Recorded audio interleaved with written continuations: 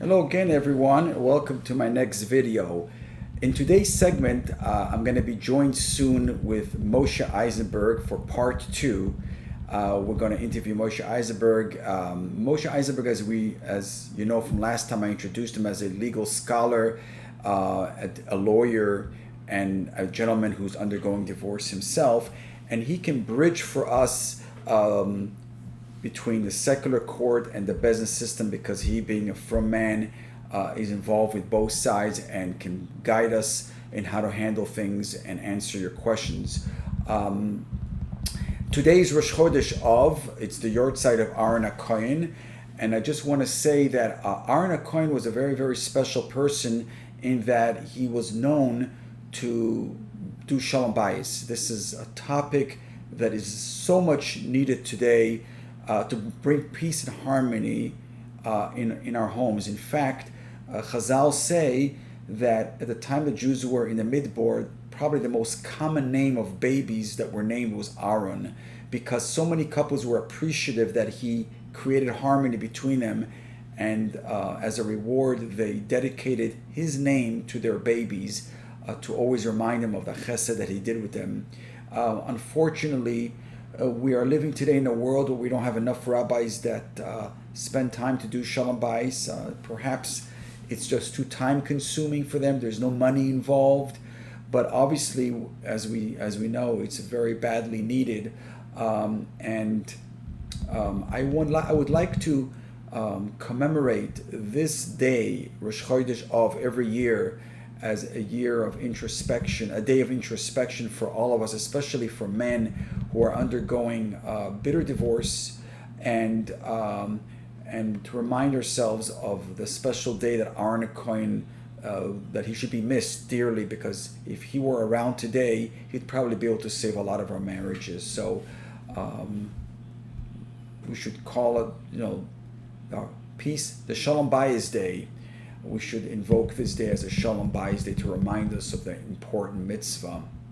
I also would like to remind you that I got notification of a upcoming presentation, a live presentation that many Rabbanim are going to speak about the topic of parental alienation, which we know is a very, very important topic today. A lot of fathers have been alienated from their children, especially the fathers. Sometimes it's the mothers, but most of the time it's the fathers, and nobody's really addressed it enough. And this pamphlet, and I'll try to link it below for you so you'll know, is titled Parental Alienation, Tuesday, July 25th in Lakewood at 7:30 p.m. at Kahal or Mayor, 60 William Street in Lakewood. So please try to attend both, so you could learn about the topic, you could show chizuk to other men, show chizuk to the rabbis coming there, and by attending this, you would be giving a message to the rabbis that this is an important topic, we want you to cover it, and it needs to be solved, because no child should be punished like this, should suffer like this by not having his father in his life. So very, very important. And without further ado, let's begin now with interview number 2 with Moshe Isenberg. This would be interview number 2 with Moshe Isenberg. As you all know, Moshe is a legal expert, and we are interviewing Moshe because we want Moshe to be like a bridge to us, connecting between the secular world, the secular court, and the Bais Din system, and how to navigate divorce the right way. Moshe also has a lot of experience, as he himself is undergoing a long divorce. Before we begin, I want to remind our viewers that I'm going to also link this in the bottom, that there is going to be a very great presentation in Lakewood on July 25th at 7:30 p.m., Kahal or Mayor, on the topic parental alienation. There's going to be 3 rabbis speaking about that subject, which is very relevant, especially to men who are on the, I don't know if the right word is receiving end, but on the punishing end of parental alienation. So it's important to show support to this cause and to these rabbis, so we can grow from this and learn about what could be done. And with that, let's begin with Moshe. Moshe, my first question to you today is what is the relationship between civil court and Bais Din? How should we look at this relationship? Excellent question. Just before I begin, I want to respond to your notification of a parental alienation event taking place soon. Parental alienation usually occurs when the custodial parent, especially with minor children, influences the younger children to be alienated from the non-custodial parent. And being that the mother is usually the one that has total or almost total or primary custody of little children, they are in the position basically to alienate the children directly or indirectly, and so on, very subtly. Daddy is this, daddy is that, daddy did this, daddy did that, tati, daddy, abba, whatever you want to call it. So it's a real concern. It's a concern for me as well. It's a real concern. And in fact, it can even happen with little children. It can even happen with adult children. You can also influence adult children to alienate themselves from the. Anyway, but to get back to your question, the relationship between the secular courts and the Bais Din. So I've just filed an appeal in New Jersey, right on this topic. Essentially, there are three categories of cases where the court will be asked to review a decision of a Bais Din. Number one category is financial matters. The Bais Din has decided that there's going to be alimony, such and such. The Bais Din has decided there's going to be child support. The Bais Din decided we're going to split the assets, called equitable distribution. All the financial decisions, they decide a certain way, maybe sometimes according to halacha, even sometimes not according to halacha. And then the person that feels aggrieved will file a motion in court to have the court affirm that decision, called an award, arbitration award, and the other side will try to fight that. The law, at least in New Jersey, and I believe it's the law in most other states, probably New York as well, is that the court will often defer to the Bais Din on financial matters if it's reasonable. If it's totally unreasonable, I've seen a case where the Bais Din forced a man to pay 127% of his income in child support. It was outrageous, more than he was earning as child support. So any court will review that and say this is not in accordance with state guidelines of child support, and they'll toss it out. It's totally unreasonable. We don't care what the Bais Din said. So those financial cases, the court will review and generally defer, but if it's outrageous, they will replace it with their own reasonable decision according to civil law guidelines. That was category number one. Category number two has to deal with children, either child custody or child support. Support is actually, you could say it's a category one also, but let's put it in both categories. Child custody or child support is category number two. The court, there's a principle in law called parens patriae. What does that mean? It's Latin. It means the state is the default parent. By means of that principle, Child Protective Services can swoop in and take the children away from them, or sometimes just protect them. God forbid both parents are killed in an airplane crash. The state will take over and decide what to do with the kids. They are the default parent.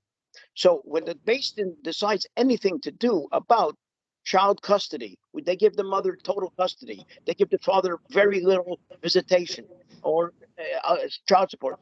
The court will disregard the Bais Din's decision on those issues, child custody and even child support, and they will replace it with their own from scratch. They will not defer at all like they will for purely financial decisions. That was category number two. Category number three, which is of most interest to people listening here, is when it comes to religious matters. The Bais Din said, Chaya Lagarish, guy's got to give a get. Or they say no. They refuse the request for a get. Or any other religious matter. Any religious matter. They come up with a response. They come up with a response. And the law is then that the Bais Din, the civil court cannot touch. They cannot touch that decision. They can't affirm it, and they can't vacate it. They can't touch it. It's unconstitutional There's a wall between church and state, between the courts and the Bais Din. If it's a religious matter, like again, most of the cases, if it's the matter of religion, the courts will say, we can't touch this. You leave us alone. Let me out of here. I'm not touching this, not for him, not for her. Go let the Bais Din decide what they will. Let them enforce what they can. Let them do what they want. They want to issue a serif. Go ahead. They want to do this. Our chakas to town. Go ahead. Whatever they want to do, it's their business. The secular courts will know. So that's basically a long answer to a short question. Essentially, in matters of religion, like again, it's a matter of religion. Even though I've seen, parties try to argue that again it's a secular matter, but that's a joke. It's not a secular matter. But let me So, ask you a question, Moshe. Let me ask you a question because, my position is I'm against going to Bais Din because of their corruptive rulings and they only bring about get mausa. But here's my question: have you ever seen in a Bais Din that they will issue a much better verdict for the man in child support and custody than the courts would? Do you think? no, No. no, no, So therefore, because, the man right. is not really gaining anything. It's one thing if they ruled honestly, that's what the Torah wants us to do. But here, the risk the man has by going to Bais Din is he's not going to get a better deal regarding his children in custody, A, and B, they're going to force him to give a get. So the whole get will be possible. So essentially, my position is still today saying that not only a person should not go, but it's a sin to go to Bais Din because you're causing the dayanim to sin by Correct. creating rulings that go against the Torah. Correct. So we Correct. agree on that, right? A person should, from this point on, should not be going to Bais Din. You're giving advice for someone who ended up going to Bais Din. Is that correct? Right. You're saying lechatchila, don't go, and I'm talking about bidi evid. Someone didn't listen Right. to Rabbi Meir, and they went. They got a decision, and either he goes to court with it or she goes to court with it. This is called lechatchila and bidi evid. And bidi evid, yeah, you're quite right. You're quite right. First of all, the Bais Din has a presumption that the mother has custody of little children.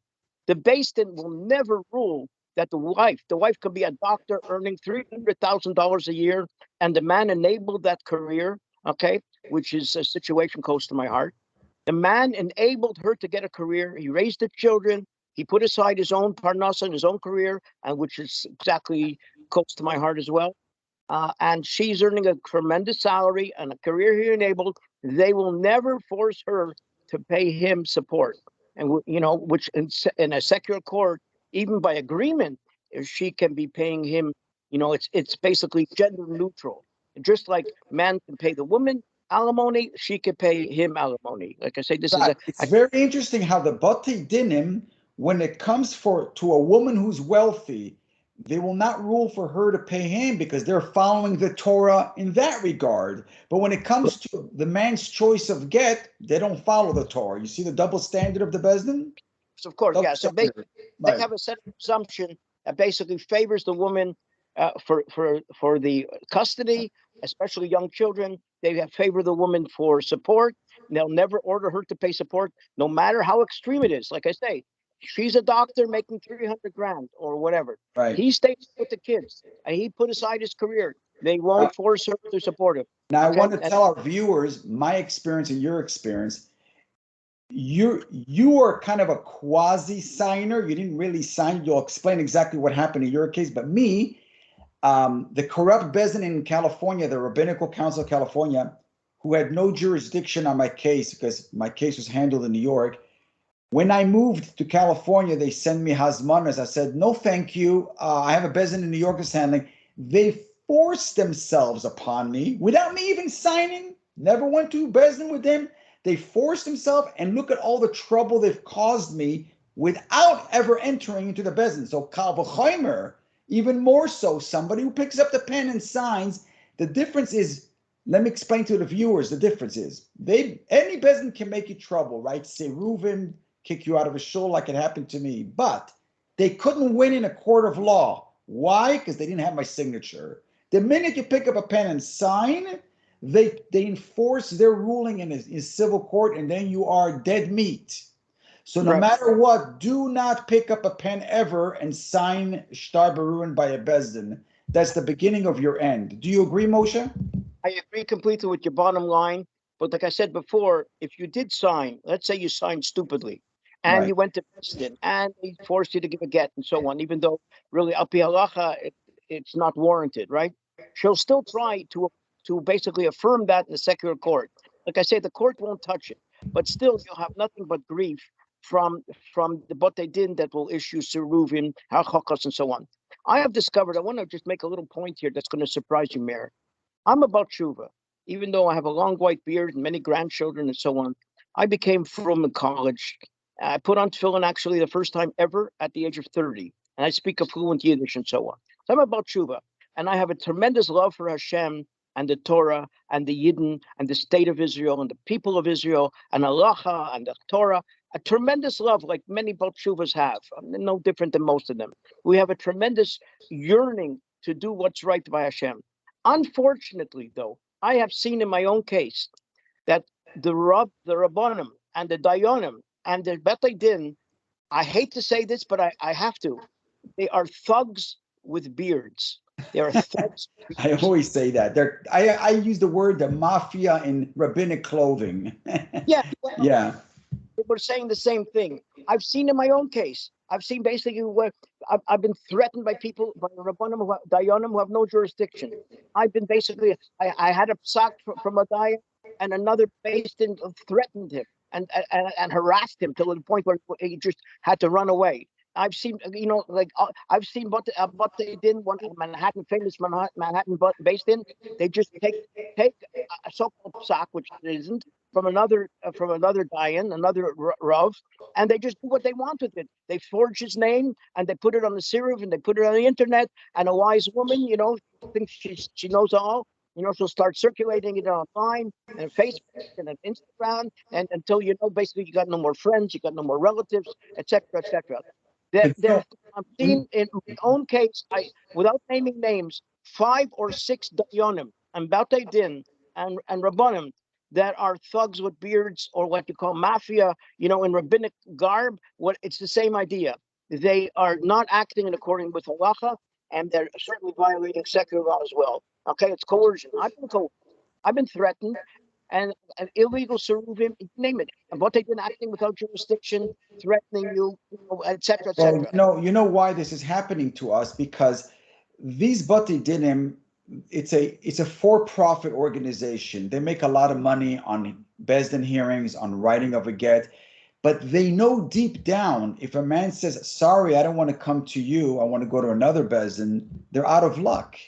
If a man invokes his halachic rights correctly, for example, if she goes to court immediately and says, I don't want to come to Bais Din until she gets out of the court, which they never force her to get out of the court, which means according to halacha, you have no obligation to go to Bais Din.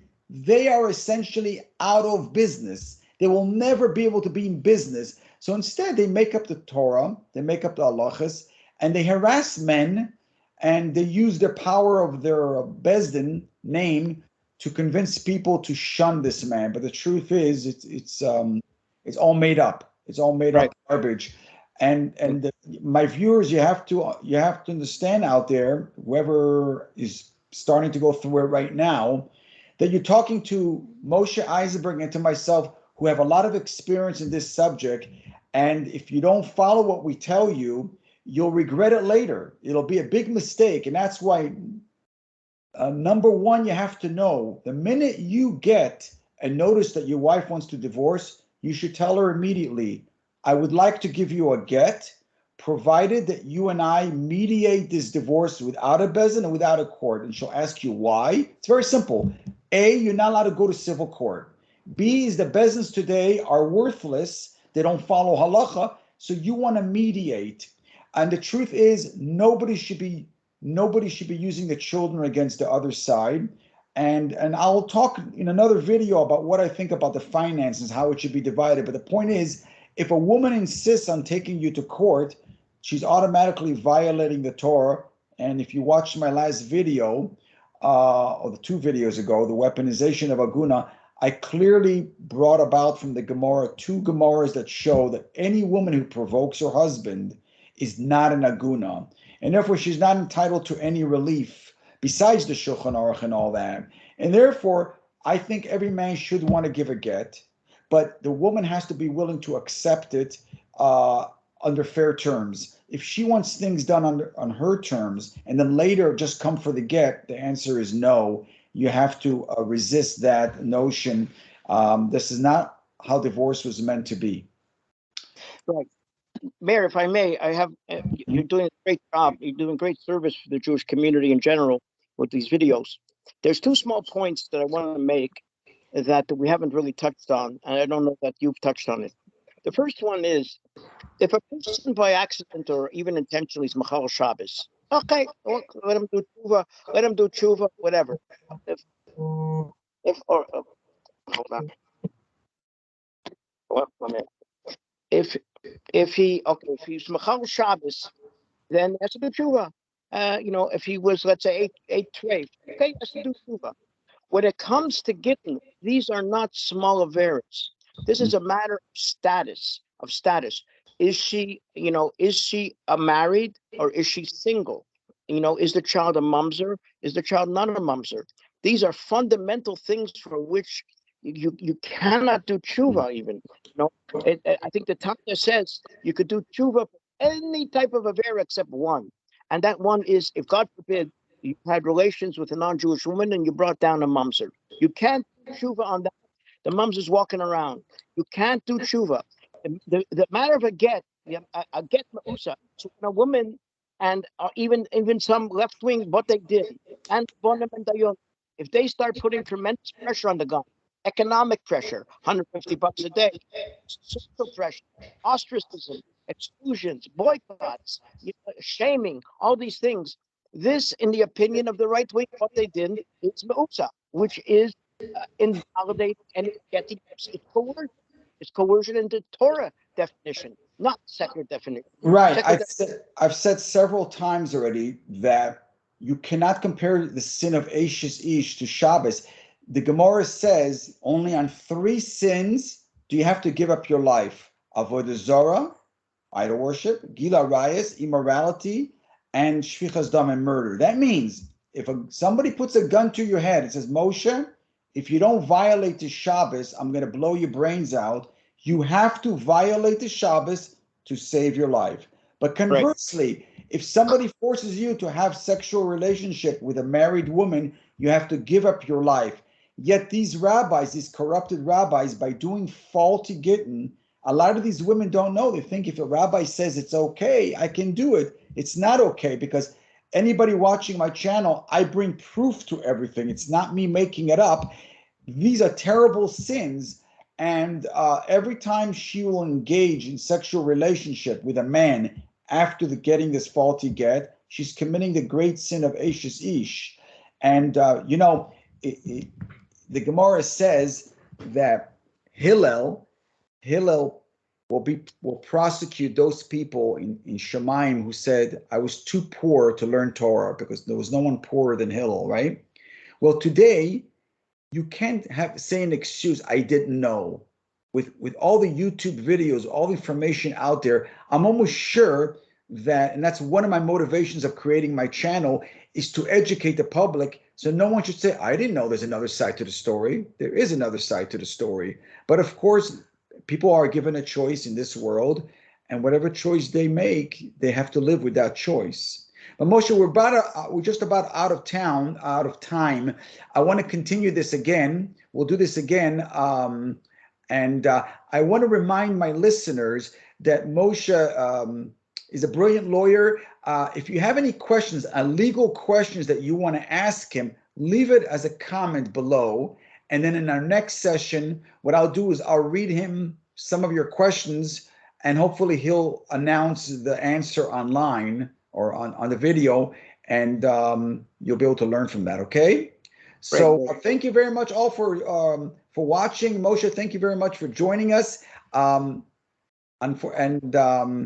You should all have an easy fast and a meaningful fast. And thank you again. Take care. Today is Rosh Chodesh Av, Aaron Cohen's yahrzeit. Aaron Cohen made peace between husbands and wives and other people. You know what I mean? And he was more than Moshe Rabbeinu even. How important it is to make peace between people. And a proper get, a kosher get makes peace even if they don't live together, but it makes peace. But unfortunately today, that women are willing to pressure and settle for non-kosher gittin. They don't realize it's a terrible, terrible avera, terrible avera. Smart Masader, there's a Masader Kedushin who knows the halacha, and a woman comes who was divorced before, they will now check to see if there was ma'usa and how careful was the Bais Din that issued that to him. They are Right. reviewing the gittin that were done to see if they were coerced, and if they were coerced, no good, no Masader Kedushin, no second marriage. Correct. Go And I some. wanna let everyone know that this channel, the Mayor King channel, is about giving a get. I believe in giving a get early on, provided that both parties mediate a divorce. That's the only kosher way. Unfortunately, if the Bais Dins today were honest, I would say go to Bais Din. You can't go to civil court. That's for sure a no-no.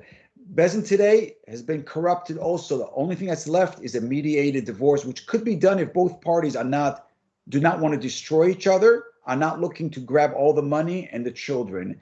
And with that, I want to again wish people a meaningful fast. As Moshe said, the Beis Hamikdash was destroyed because there was no peace and harmony amongst us. A lot of sinas chinam. We need to correct that. Thank you all for watching, and we'll see you all in the next video.